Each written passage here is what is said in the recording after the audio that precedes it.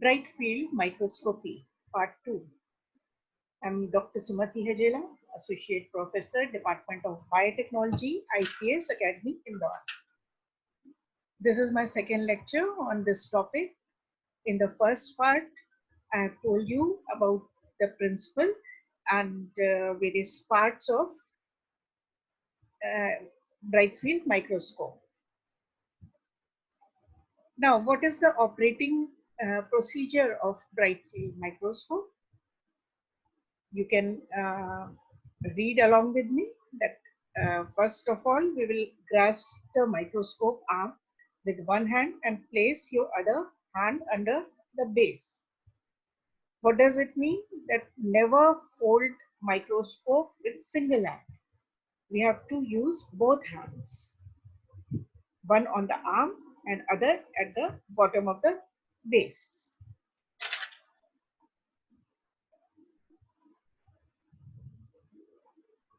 Place the microscope on a bench, adjust seat.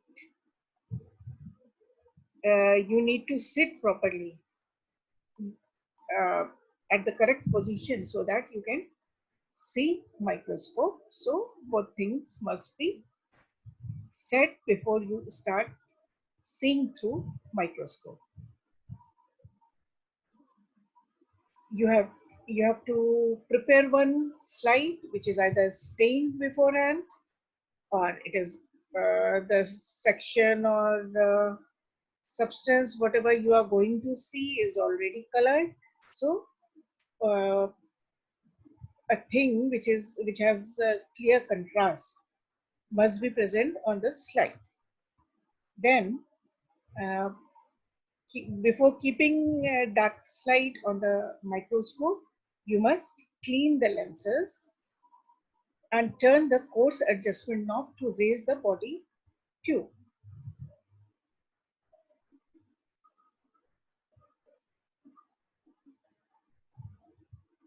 Revolve the nose piece to set low power objective lens. So initially things are seen through low power objective lens. Gradually, once it is focused, then we change the objective lenses.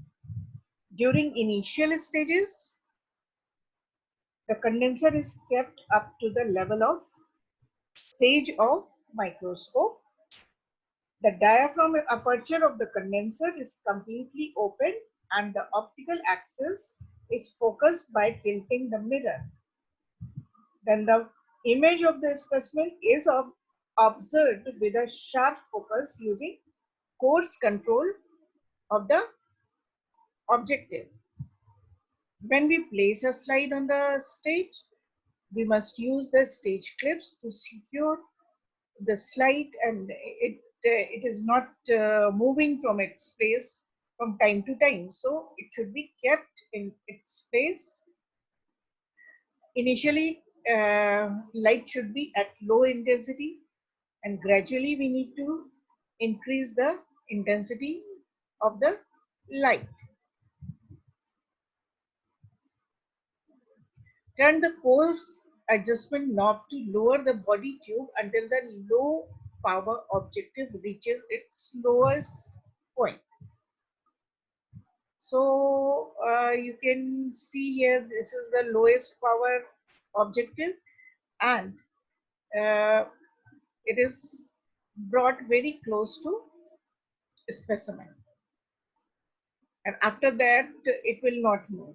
This is the lowest point till when it can come here.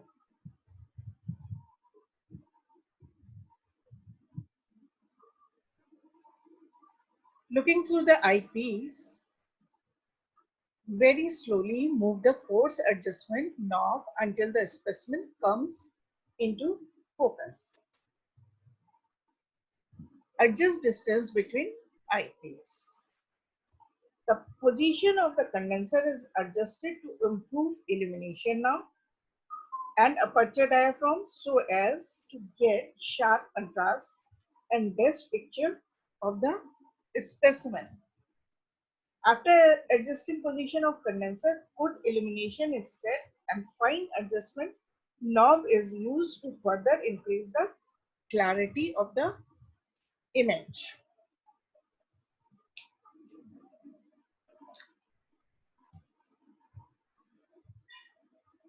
Observations are recorded and diagram of the object is drawn by viewing its image under microscope.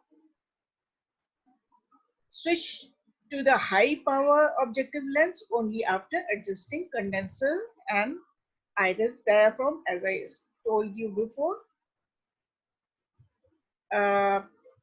For oil immersion viewing, place a drop of oil, which is mostly cedar wood oil of 1.5 refractive index, is dropped on the specimen, and uh, then immersion objective is lowered to the point that it lens is dipped in that oil. You can see here it is written that lower the objective until oil makes contact with the objective. Looking through the eyepiece, very slowly focus the objective away from the slide by raising the objective lens. So what does this mean? That keep it very low and then make a distance from the specimen, and this will give a correct focus. And the way we should be looking the slide or specimen, you can see that we should move stage in this direction, then here, then here, and then here. This is how we cover the entire field which is coming under the microscope. Now, causes of error in focusing. Revolving nose piece is off center. Preparation is upside down. Thick cover slip has been used. Dirt or dried oil over the lenses. So it is very, very much important that we clean lens after use. Air bubble in immersion oil. Poor illumination, condenser not fully wrapped up. So these are the various reasons which give troubleshooting. Now, what are the uses and applications of microscope? Bright field microscopy.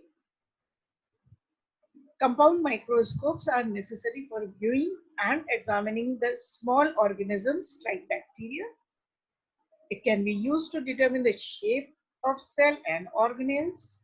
It is best suited for colored or stained microorganisms and fixed tissue sections, and unless useless for living bacteria, non-photosynthetic protists or metazoans, or unstained bacteria or tissue sections. Most routine medical microscopic observations of blood and tissue are done using this microscope. This microscope is adaptable to new technologies like molecular imaging and cell imaging. What is molecular imaging? It is time and space related dynamics of molecules. And cell imaging is identifying small molecules within the cells like proteins and RNA.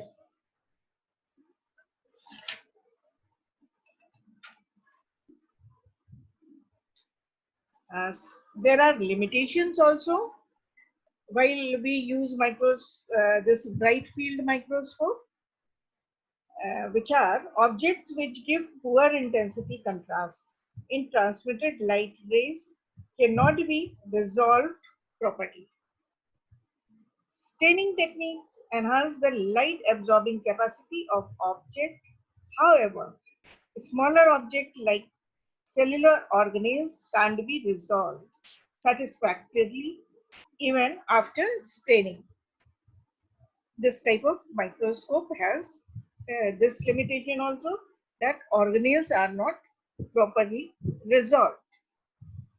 Furthermore, staining kills the cells and so live specimen cannot be viewed. This is most important, that we cannot see live cells under bright field microscope. There are precautions also, like always carry the microscope with both hands. One hand should support the bottom and other should have a firm grip on the arm. I will advise you not to move microscopes too much.